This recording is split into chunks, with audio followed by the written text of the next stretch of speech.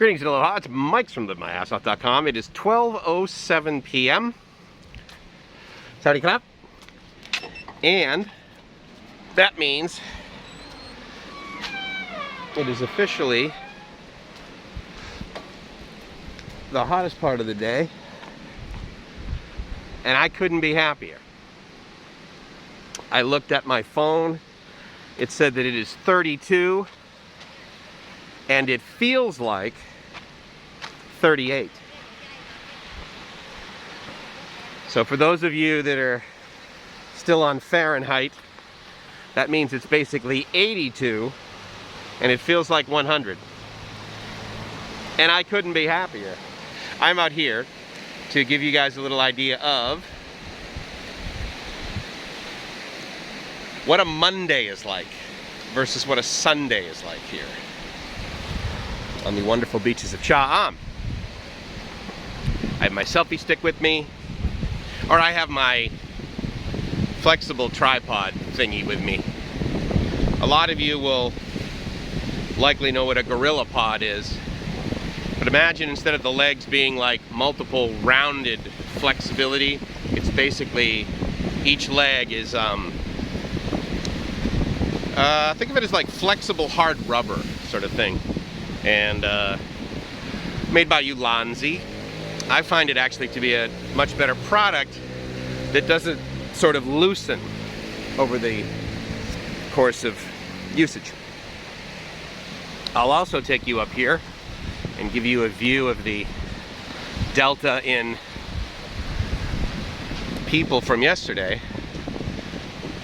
And literally along this entire stairway, there's also nobody all the way down there, but starting right here, like where I just came out, all of the blue section, all of the red, all of the green,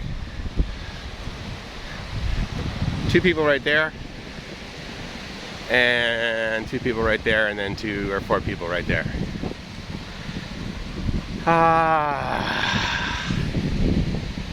And that, my friends, is what we call Only Child Beach. And Anon commented on one of the videos about how it was just incredibly busy yesterday, comparing it to that of Chinese New Year. And I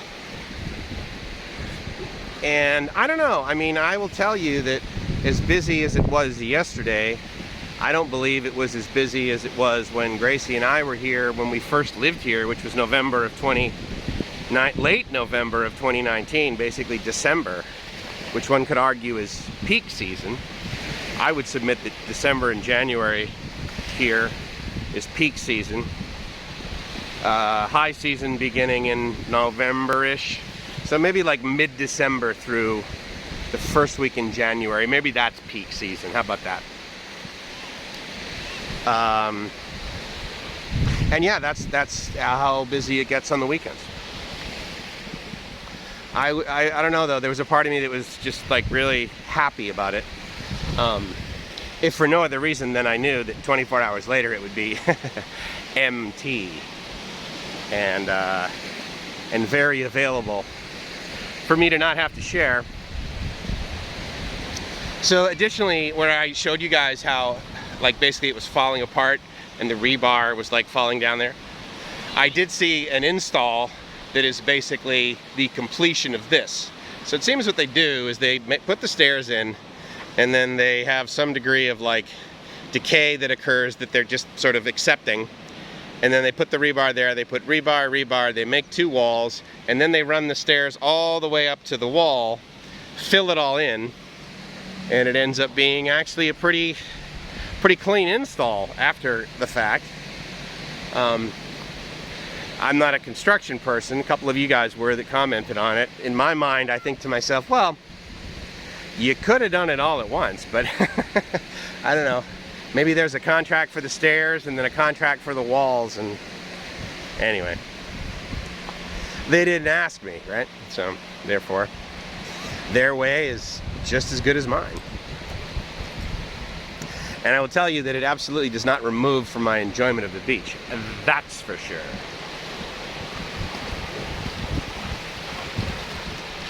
The walk I had this morning was incredibly wonderful. I was ridiculously grateful for the... And if you see me like twitching my neck and that sort of thing, I really tweaked my neck about about 2 weeks ago now. And I've been doing the chiropractor, and I've done a couple of other things, and it still hurts to the point where like I can feel the muscle like from the back of my head. I can almost feel it like coming around the front of my head and feel it behind my eye. And so I share that for nothing other than complete sympathy. My expectation is what you'll have now. It's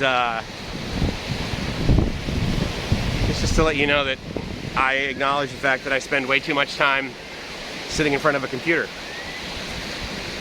and doing things that I enjoy. What I don't enjoy is the stiff neck. But you know, the other thing I was thinking about, because I did this yesterday and I wanted to do some sort of, you know, a little bit of contrast, but even if I didn't do this, you could probably imagine what this beach looks like when there's no people on it. If for no other reason than, you know, in the mornings, effectively, I'm not sharing it with anybody even on a Saturday or a Sunday.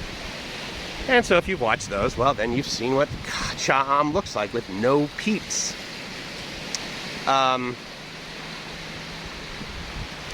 So this time of day that arguably, I'm like, Gracie's taking a nap right now, and she's indoors in the air conditioner, in the air conditioning, and I kind of get that. It's I would say that my comfort in what a lot of people would label extreme heat, my comfort level starts at about 85. And again, as I said today, the air temperature in the shade, let's say, is about 82. And the temperature where I'm standing right now in the sun, and there's a little bit of a breeze, but there's also increased humidity because it's Southeast Asia. Of course it's humid. And it's about 100. And feeling like 100 because of the humidity, I gotta tell you, that is infinitely better in my book than feeling like 100 based on dry heat, which is Phoenix. And a lot of people always joke that, oh yeah, it's 100, it's 110, it's 120 in Phoenix. And many people will say, well, yeah, but it's a dry heat. and I would argue that they're just pronouncing it wrong. It's like, no, it's a dry heave. Dry heat in Phoenix, and dry heat, I think it's even drier in Las Vegas. During the summers, I've been there for conventions, and man, my fingers dry up so bad. My lips dry up so bad. My fingers actually, my lips dry up really bad, but my fingers are the worst. They dry up so bad that they like crack and bleed, and I have to like walk around with lotion. It's so friggin' frustrating. But although that's only number 9 on the list of the top 37 reasons why I hate Las Vegas. But I'll spare you the remainder. Because why talk about bad news, right? So I wanted to get outdoors like right now, and you guys probably have this where like you smell something, right, and it reminds you of something. The flowers that are growing on the trees outside of the door to our condo are these white, I'm sure you've seen them before, I don't know I can't remember what they're called, but they're very common around here. They're also very common in Hawaii, and they use them sometimes to make the lei necklaces out of. And they just smell just great. And it smells like summer to me. It smells like summer back in, basically in August in New England by the coast, when we're having a heat wave, when it's hazy, hot, and humid. And that is my happy place. That is my happy time. I remember this vividly, this one summer, I don't know, I guess I was like about 10, 11, 12, 13, something like that. I know I wasn't out of my boat, which is an odd thing to have occur. Did you see the water? Just it's an odd thing to have happened to me had I been 13 years or older on a very nice, warm, sunny day in August. That would definitely be a boat day. And so for some reason I wasn't out of my boat. And I think my parents were either like working away, or they were reading, or they were hanging out inside, or they were gone. I can't really remember. But I remember being out on our breezeway. You may not ever call it that, but basically it's like a porch that connected the garage and the sort of main side entrance, let's say, to the house. So we have our main front door, like a lot of houses will have, and then the side door usually will enter you through some degree of utility, right? And so for us, that door was our kitchen. So you would exit the garage and walk through this breezeway.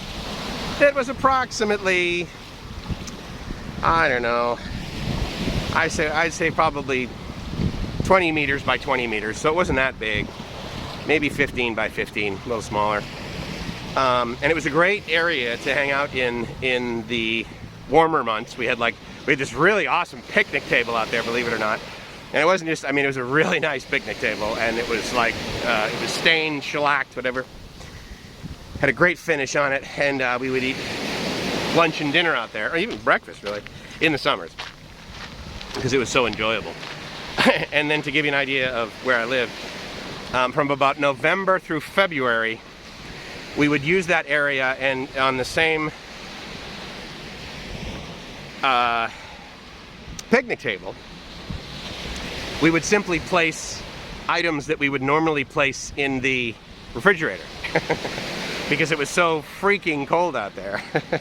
We used like an entire room basically as a walk-in refrigerator. If you've ever worked in a restaurant, you know that there's always the walk-in. Hey dude, go get that stuff in the walk-in. Walk-in freezer, walk-in refrigerator. Anyway, I remember standing out there, and I was in this like blue cotton t-shirt, and to go outside, it was just like so warm, and it just hello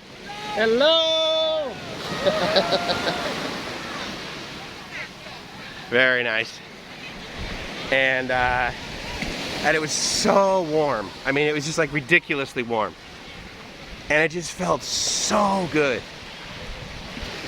And that's how I sort of that's how I intake the heat and humidity here in Thailand. It just feels so excellent.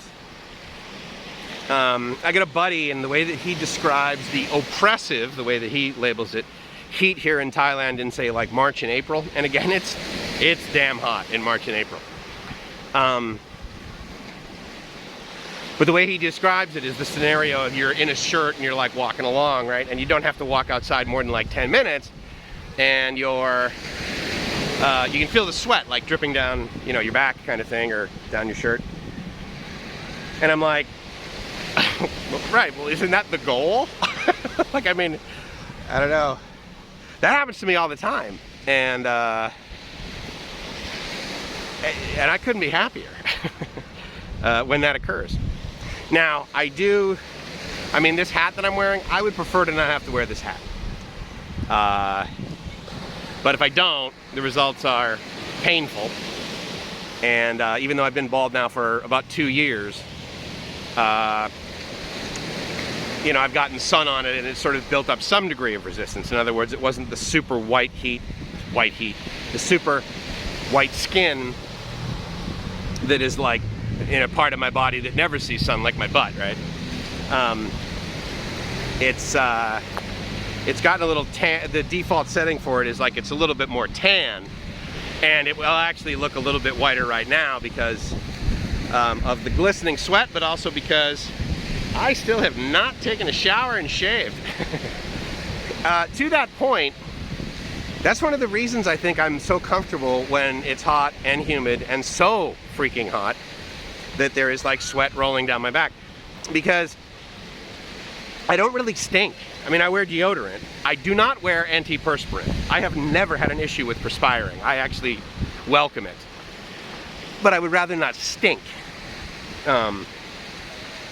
Like, there seems to be an entire class of people that for some reason, man, the minute they get any degree of perspiration on their body, they just really smell. And for some reason, I mean, trust me, I can get there. But for some reason, I don't do that. So that likely is one of the things that fuels my desire to be outdoors right now. And right now it's probably about 12:30, quarter to 1. And the sun is, it's pretty much right above me. There isn't a whole lot, there isn't, I mean, well, as you can see, there's a little bit of a shadow, right? So yes, it is a little bit to the south. But for the most part, I got a whole lot of equator going on right now.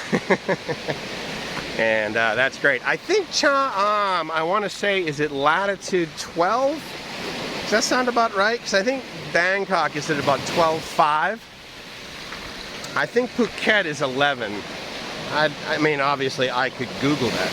My God, Mike, what if there were only a place somewhere that had it was like a global information network, and you could literally type questions in as if you were a human asking another human that question, and you would get an answer immediately. And it would also base those answers on all of the other questions you've ever asked since the beginning of time to give you an even more accurate answer to what you're asking. Ah, to dream. I love technology. I love everything it brings us.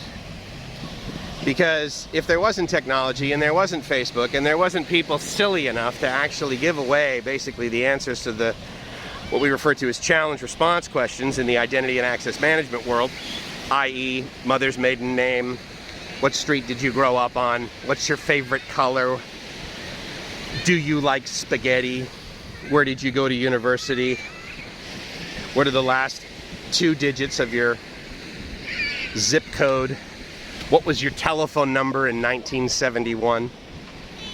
All of those questions that you see people posting and you think it's really cute that they do that on Facebook, trust me, all that stuff is public. And every single time you answer one of those, you make it easier and easier and easier and easier and easier for a bot to simply guess your password and or do a forgot password and be able to create a new one based on it answering those questions. And trust me, there's not a human doing it. There's a human that designed the algorithms, but all those algorithms, all they do all day long is they sit there and they crawl Facebook and they look for these memes, these posts, they look for key text, pieces of text. Now the water down here is deeper than yesterday, so therefore I am going to go up here, which means I'm going to mount up, which is okay because there's a 7-Eleven up here, and there may be other 7-Elevens that do this, but for whatever reason in this 7-Eleven, where I go and buy my, I get to go and buy my Cherry Coke Zero. I've absolutely been successful at Cherry Coke, and I do really like the taste of it, but Coke is Coke, and so therefore Coke has a lot of sugar, and then Cherry Coke has even more sugar because of the cherry, but it tastes damn good. So I like Cherry Coke Zero, and I think they have them here at this 7-Eleven. We'll go in and see. And so to give you a little bit of a contrast, this is what we're doing today as far as density. I would say probably 10% of what it was yesterday. Now right now, I am in a very sort of central spot of South Cha Am. This is South Cha Am 4. And that street there to the right, that goes down to Pekasem Road. But basically when you get to sort of Soi Wan, then you get to sort of the middle of Cha Am, and that's even busier. But I'm going to keep walking up there. But for right now, what I'm going to, and this woman, no, not her, there was another woman out here that was making amazing soup. But I'm going to go get some Coke. So I'm not going into that 7-Eleven. Here's the one downside to walking in the sun with really only a hat for the last, 20 minutes, is I'm hot. And since my skin has been like exposed to the sun, I went in there and I was 37.4, right? So I could guarantee you I do not have COVID, but I could also guarantee you that I'm really, really hot. So what I'm gonna do is obviously I'm gonna walk down here and get some more shade so that I cool my body down to the point where I could legally enter a 7-Eleven without having the machine squawk at me. And it's funny too, because I've done this before when I was in my first trip to Koh Samui.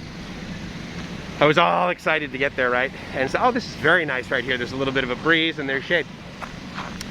And I had a backpack on the front and a backpack on the back, and I'm like all excited, and I leave the boat and I go right into this 7-Eleven and I walk in, bam, same thing, 37.4. And I thought, ah, crap, they're gonna like put handcuffs on me and bring and the woman's like, no, just go outside and wait. So, hey, how you doing? That's pretty awesome. There you go. They have these little horses. And I will tell you that yesterday when I saw the kids on the horses like riding up and down the beach, that was a pretty cool sight. Ear to ear grin, as they say. But this is nice. I love how this whole beach has trees along the way. It's so wonderful. And the other thing I'm going to do is I'm going to take my hat off, which of course removes some degree of, ooh, that air feels great. So I think I'm legal again. It doesn't take long.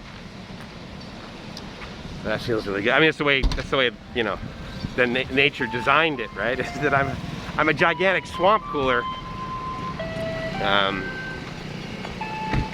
But I really want a cherry Coke Zero now. Now I want one even more than before, which is, you know, that's significant. All right, let me go. I mean, I'm in Thailand, right? So therefore the next 7-Eleven is simply 100 meters away, so that's not difficult. So I'm gonna go find, there is the next you can't see it from here probably, but that is the next 7-Eleven. So I would say, yeah, probably about 100 meters. And I believe that's where I got my cherry Coke Zero yesterday, so I'll also let the camera cool down so it doesn't have COVID, and we'll be back once I get my cherry Coke Zero. How's that? That is what a cherry Coke Zero looks like. Okay, so at the risk of a copyright strike on generically repetitive Thai music from down there, I did want to give you some idea of a Monday here in what I would refer to definitely as the busy area of Cha Am. So between here and way down there at the blue sign, this is basically the first sort of, let's see, the first 3 soys. And there's a middle road, right? And then obviously the soys to the south are like soy 1, soy 2, soy 3 south, and therefore this is all the south area. This is where the Thais hang out, even during the weekday. Those things were incredibly popular yesterday, and I don't see any out in the water today, but man, there were a bunch yesterday. Jet skis, I guess I would refer to them as a banana boat. I don't know what you guys are used to calling them, but the complexion, as I say, of the beach down here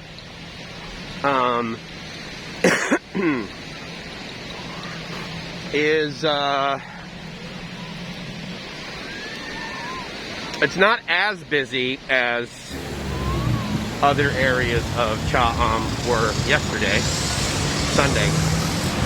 But this area will be quite busy. Now, I got another 3 nights at our condo, which takes us basically, we got here Saturday, that takes us basically all the way through Thursday. Because I definitely want to stay here through Wednesday, through the Wednesday night market. And the other nice thing about Wednesday is that I will come to the beach on Wednesday and show you what the beach looks like, what Mike's beach is all about in Cha Am. And for the love of God, Mike, why do you love Cha Am so much? Because all the cool people talk about Hua Hin. I'm like, yeah, well, those are all white people. and I don't like to vacation in Del Boca Vista. So let me just make sure I'm not being summoned by the other half of the team. I'm pretty sure that if she were to look at her phone right now and be like, "Oh yeah, it's 1 in the afternoon," the last thing she would say is, "Oh my God, I should totally go outside and meet Mike because he's he's at the beach." I said, "Yeah, I can't wait to go for a walk on the beach later when we were at breakfast." She said, "Yeah, definitely. We should do that around 4. I'm like, "No. It might be cooling off by then, honey. Focus."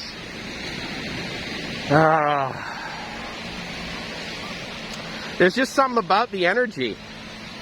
I mean, I think we all agree that without the sun, the Earth has about 8 minutes left, right? But the point is that I am incredibly photon driven. Photons and infrared, man. I get that in my life. I am living the dream.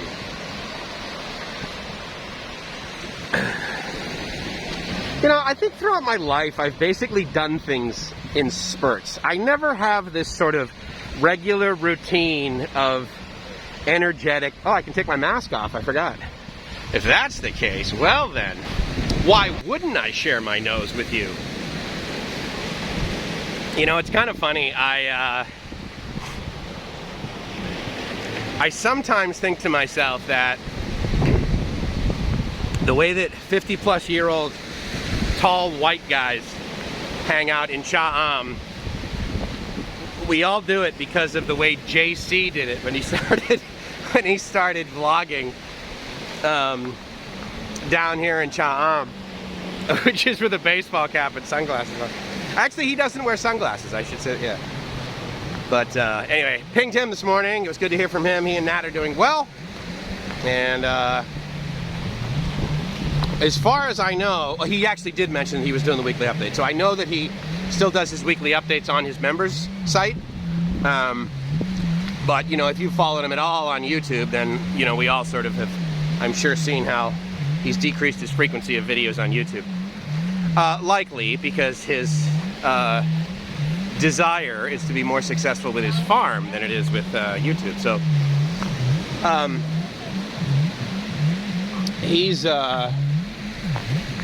he's doing great with that. It really sounds like he's really, really enjoying himself up there. So this is a very interesting contrast. This is, okay, so like where this is right here, up on top of this thing, on top of these rocks is the, I don't know, I guess community area basically here in the center of Cha'am, and it's empty because it's blocked off for COVID. So for the most part, it's just got little chains here, so pretty much nobody hangs out here. And they would have like festivals here and, you know, occasionally a night market, music, that sort of thing, but it's blocked off because of COVID. But this is, so, and then right on the other side of these bushes is a street that goes due west, and that one is the one that goes to Pekasim Road. I think I'm pronouncing that wrong, but anyway. I knew I would be going on a longer walk today than even yesterday, and so I have my more sneakers versus my Vans. And these also have my custom insoles inside that allow for great arch support, and I can literally walk in these things for easily 10 kilometers and not even feel it. I get pains in other areas from walking 10 kilometers than I do my lower back or my feet or that sort of thing. Usually what happens when I take long walks with these shoes is I forget that I'm on a long walk, and then I end up sort of, well, damaging another part of my body. This is a really, I think the neat thing about this is that if you never saw South Cha'am before they installed all of the stairs, then all you have to do is walk along this area and you get a pretty clear idea of what it used to look like. Tables and chairs, of course, are just very similar to the way that they are down there now, but they didn't have the concrete stairs installed. They had these wooden stairs installed. And the beach just basically went all the way right from the beach up to the parking lot, up to the street. And it worked just fine.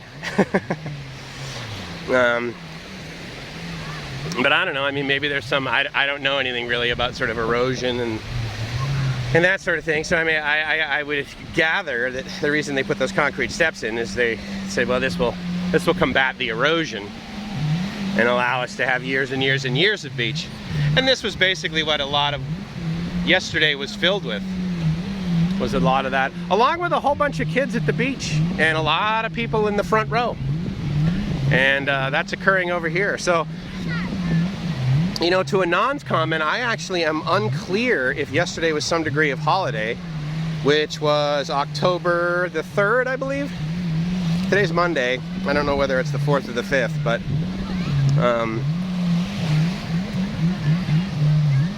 yeah, but down where we are,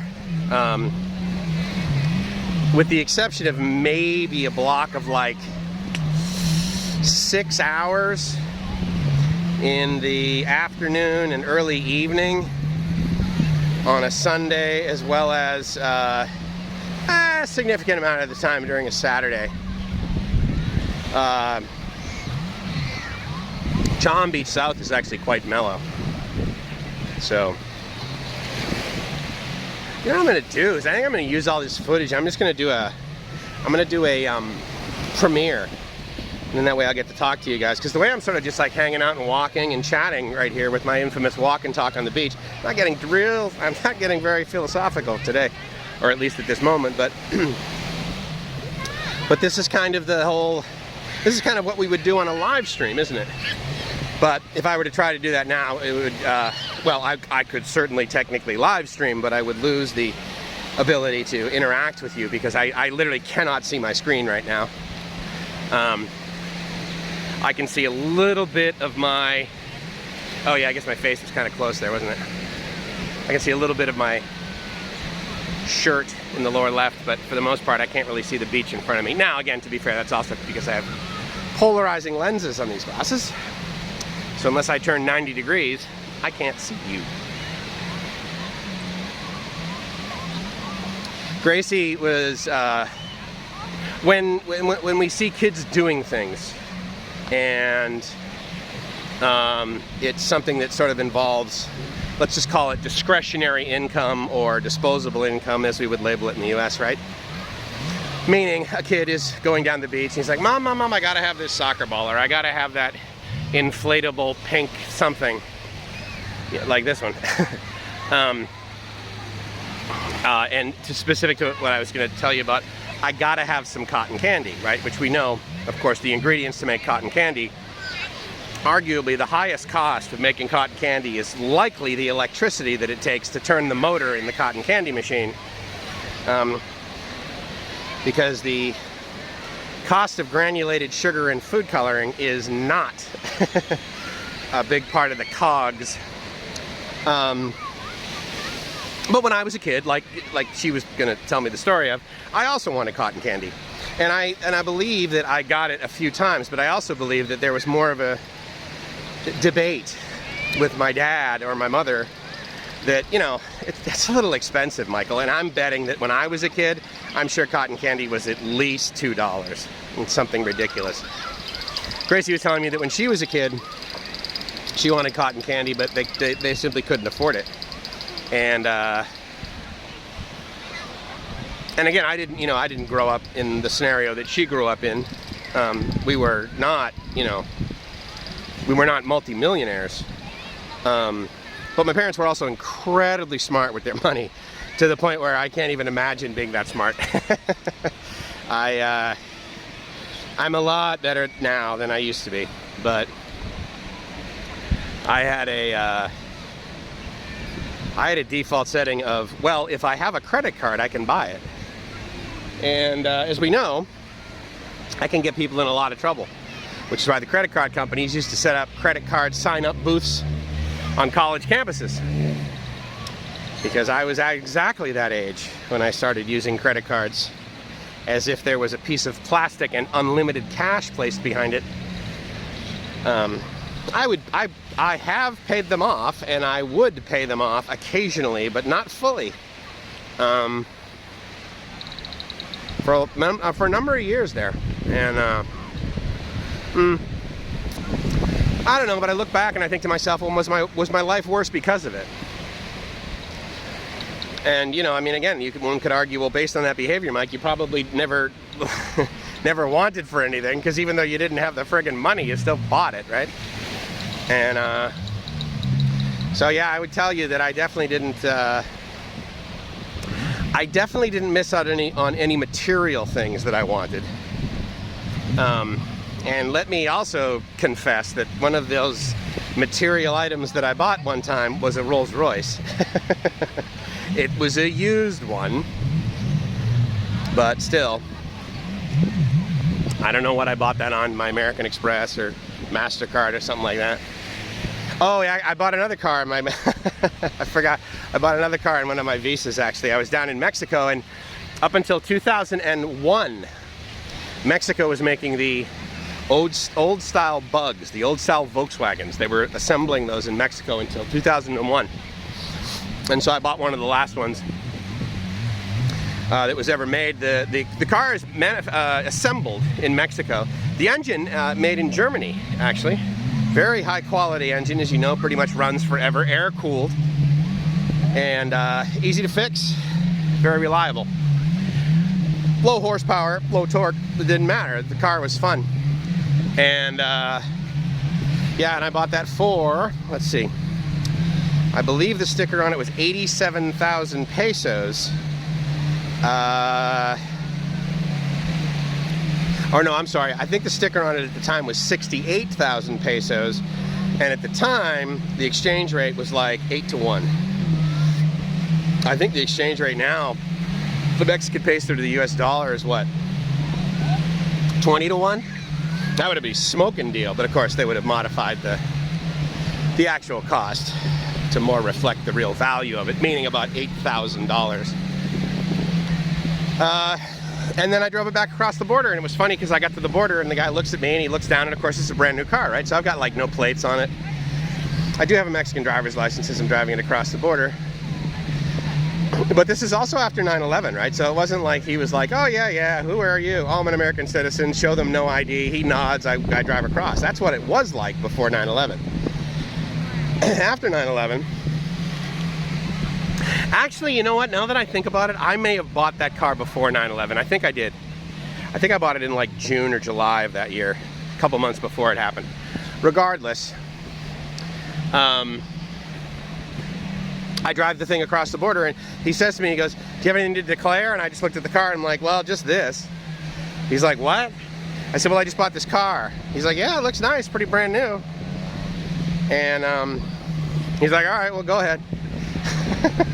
That's not, I certainly didn't need to pay duty on it coming into the United States, you know, because it was like, well, everyone drives their car into the US here, and I'm an American, so I would, you know, my God, are you seriously importing one car at a time, driving it across, sir, from Mexico into the US? Oh, only a moron would do that.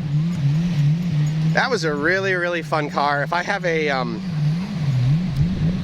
a picture easily available, and I actually think I do. I think if you guys go to bigi.net, bigi.net, which is my IT consulting company, bigi.net, bigi.net/VW, I believe you can see pictures of my car.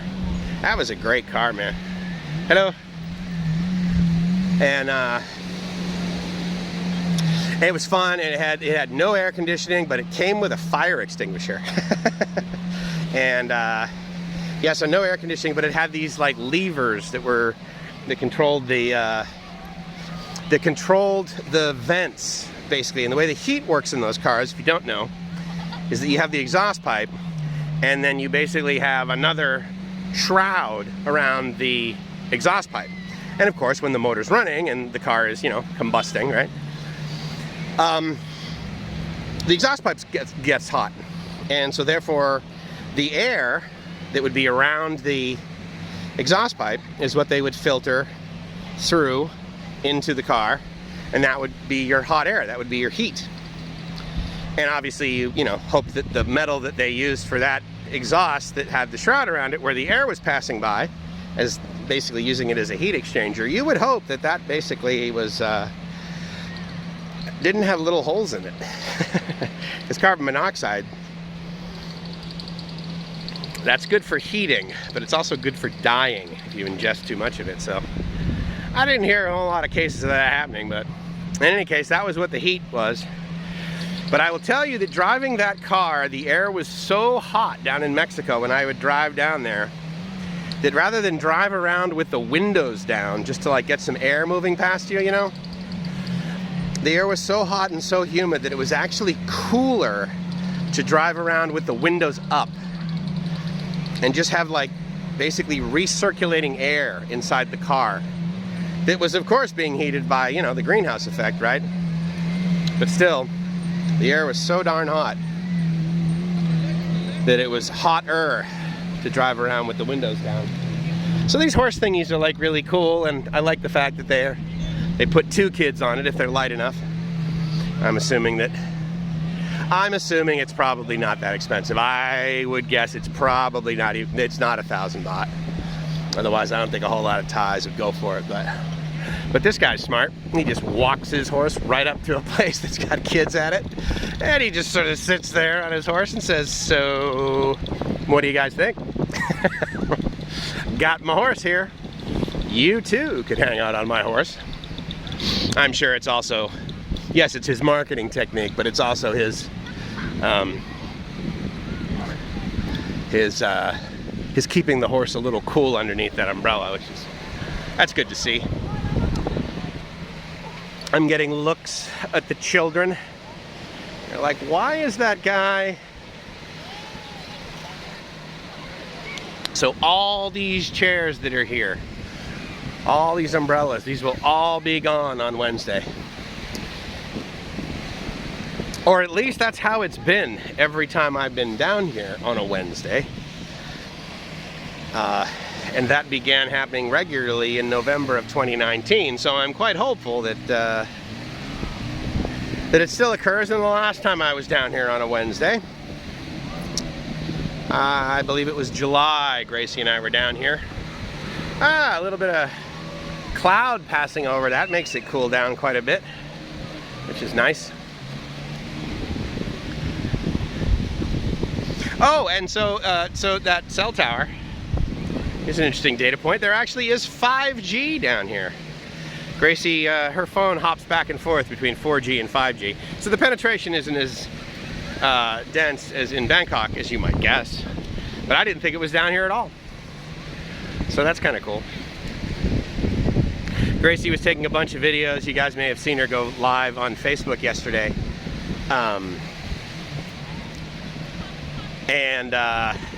So a lot of that video, unfortunately, the way that I hooked up her phone to using her Google account, her G Plus account, what's it called now? Google Workspace account, whatever. To photos was to upload photos and use as much data as you possibly wanted. So she made several videos and she ran out of data this morning about 6:30. So I'm like, okay, cool, I'll buy another 4 gigs for you for the next 3 days. And we don't have Wi-Fi in the condo, so that's fine. We're tethering, and so that should last you. She literally went through 4 gigs in an hour and a half uploading video. So that gives you an idea of, you know, how much throughput you're getting, obviously, with 5G. But it also gives you an idea of how many videos she took. Because in 90 minutes, she chewed through 4 gigs. Which I'm sure AIS was more than happy to accommodate. In fact, I know they were. And there's some weird thing where, like, once she went through, and that was 99 baht, so basically free. But the 99 baht, so we went through that, and immediately it bought her another 2 gigs for 49 baht. And I'm not sure, I have no idea the setting that is set to make that the default, where when customer runs out of data, spend another 49 of their money that's in their well, in the Philippines they refer to it as load, but here it's your sort of your balance, your AIS balance, your top up. But I bought another 8 gigs for the next week, I think. And I think that was like 199 baht or something like that. So hopefully that'll last. We've got the prepay thing going on with her phone at 5G, and I'm gonna change that over to a postpay, because with postpay for like 999 baht per month, we'll get, I believe, full speed at unlimited, and of course unlimited is in air quotes. My plan is unlimited, but it actually has a limit, which is 300 gigs a month. And so even with all the tethering that I do and everything, I don't think I've ever gone over 100 gigs. But I said to the woman, I said, okay, well, look, I mean, if it's not unlimited, I just want to figure out, like, what's it going to cost me to get unlimited? And she said, oh, well, when you get to 300 gigs, we'll send you a message. And I'm like, right, and then what? She goes, well, I don't know. She goes, I guess you can buy more, but as far as I know, nothing will happen. And I'm betting if you have 5G, then it either throttles down to 3G or blah, blah, blah, who knows. But the nice thing that sort of combats the potential sticker shock of the cost of that, for one, of course, it's incredibly cheap in comparison to the plans that are available in the US. Data in the US is like literally 10x. It's stupid, the cost. And the thing that sort of, you know, it takes the sting out absolutely is the fact that our home internet, AIS fiber, I have a plan, and what I pay for is 50 megabits per second down and 20 megabits per second up. And when I do a speed test, what I get is 100 megabits per second down and 30 up. And that costs me 267 baht, which is about $8 for unlimited data into the condo. So we have a word for that, don't we, Joe? Yeah, that's what's referred to as free internet. $8. I mean, come on. I think I paid more than $8 in taxes every single time I've ever bought internet ever in the United States. That's just an amazing price. All right, well, basically what I've reached here is Cha Am Beach North. And the nice thing about this is you can see it is a significantly deeper beach. It also has a higher density of pine trees all the way along. It's totally awesome. And there's a part of me that wonders why they don't, you know, instead of putting the steps in, the layered tiers in, why they wouldn't just like take the sand and just like push sand out further. I don't know, maybe that's either more expensive or it's less effective to erosion. It's kind of close to high tide right now, so this is pretty much, I mean, obviously you can see, you know, some of the lines here. So, you know, high tide will in fact get up here, otherwise there wouldn't be this line of stuff. So yeah, high tide can get up to here, and I bet during a storm it might be able to get over there too, which of course then erodes. But I like this beach. I refer to this beach as Big Beach because, wait for it, it's bigger. You guys been to Maui before? You know, Little Beach and Big Beach? What is also Little Beach? Any of you guys that like your skin more than you like your bathing garments are very aware of what Little Beach is. And that's a fun beach to go to. The undertow is intense at Little Beach, but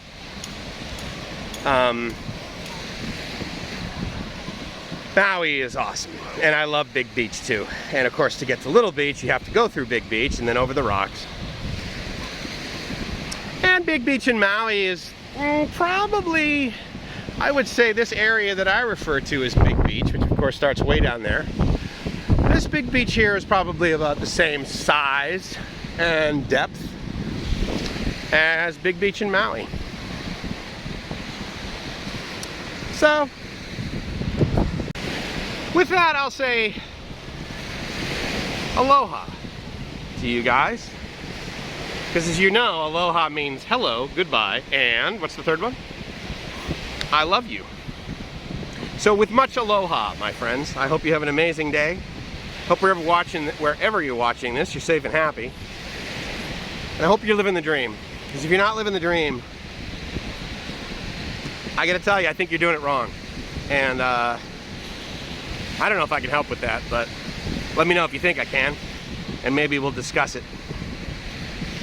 livemyassoff@gmail.com. And I'll talk to you guys soon. Ciao.